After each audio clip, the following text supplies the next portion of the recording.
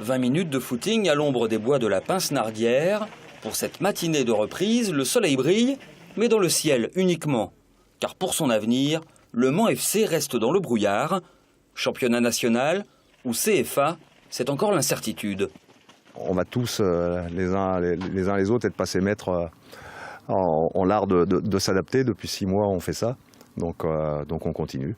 Et puis on s'adaptera et par rapport à l'avenir du club et par rapport aux éventuels départs et pourquoi pas des arrivées par la suite.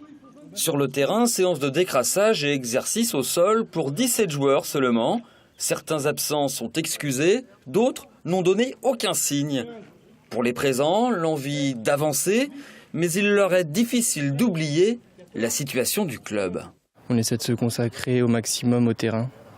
Donc on pense vraiment à être en forme pour pouvoir attaquer la saison le mieux possible.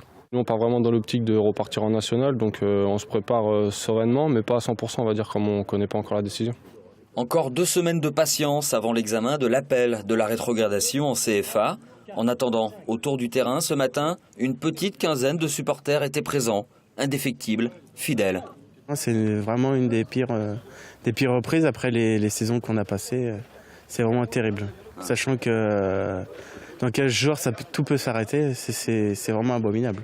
C'est une situation qui n'est pas aisée pour un supporter que de retrouver son équipe dans un niveau inférieur. Et on restera un groupe de supporters, quelle que soit la division, on sera là et toujours là.